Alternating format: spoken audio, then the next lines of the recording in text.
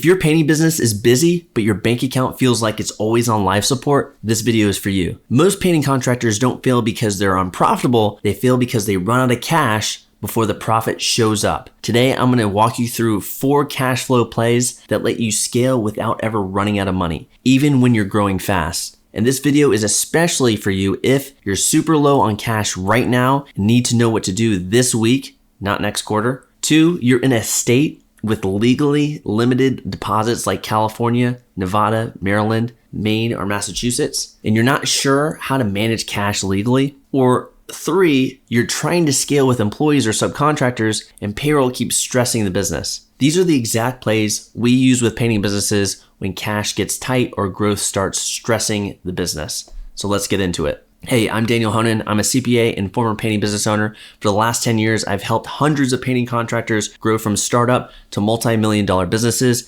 And here's what I've learned. Cash flow is almost always the bottleneck before systems, people, and before marketing. So think of this video as a cash flow playbook. Each play starts with a situation, and if that situation sounds like you, run the play. Quick note before we dive in. If you want a more structured breakdown of budgeting, pricing, cash flow, and taxes, I wrote a book called Profitable Painter that walks you through the exact financial frameworks we use with our private clients. You can get a free copy. It's usually $20 on Amazon. All you gotta do is click the link in the description and just cover the shipping. Now, let's fix your cash flow. Play number 1, DEFCON 1 cash flow play. Situation: you have less than 1 month of overhead costs as cash in the bank. If this is you, nothing else matters. You're in cash survival mode. Here's the play. Step 1, collect every dollar of accounts receivable. This is not the time to be polite. Overdue invoices should already be paid. Cash you've earned but haven't collected is the most expensive loan you're giving out.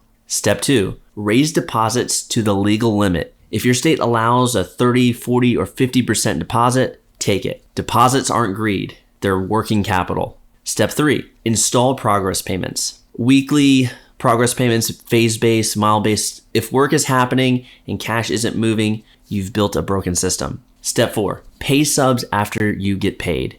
If a subcontractor gets paid faster than your customer pays you, your cash flow will always be upside down. Step 5, change payroll timing. If legally allowed in your state, pay employees on the 1st and the 15th, not weekly. That alone can buy you 2 extra weeks of float. Step 6, stack vendor float. Use vendor accounts like Sherwin-Williams or Benjamin Moore for 30 days, then pay with a business credit card. That's another 30 days of interest float. This play isn't elegant, it's about survival. Once you have oxygen, then you can scale. Play number 2, deposits legally limited play. Here's the situation.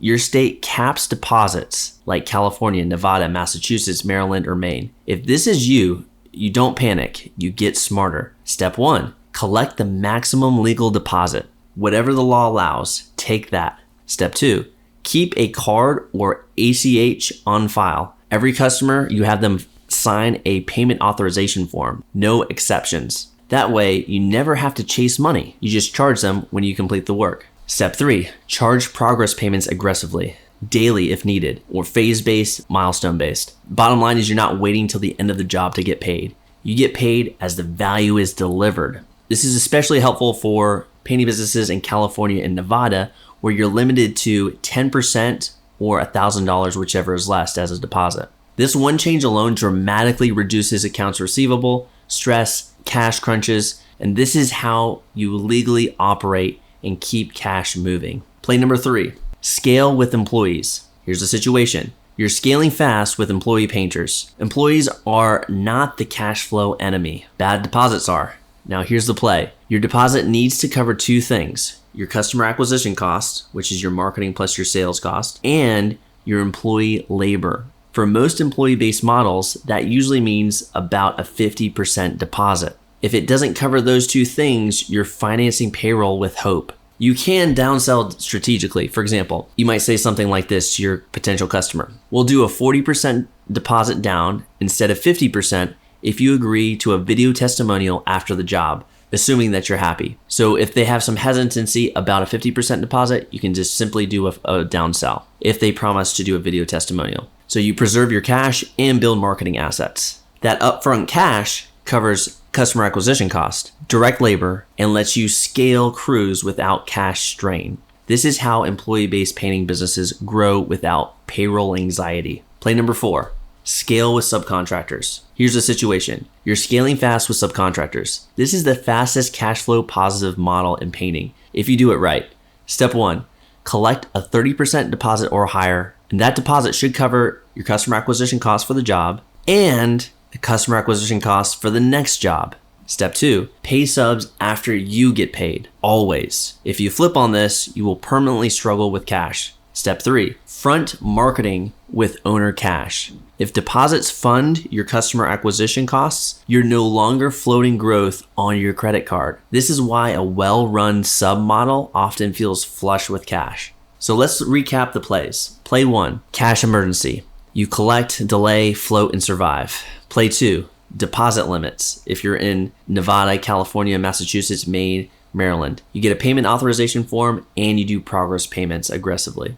Play number 3, scaling with employees. Deposits should fund your customer acquisition cost and your payroll up front. Play number 4, subcontractors. Deposit should fund your customer acquisition costs for this customer that you're getting and the next customer.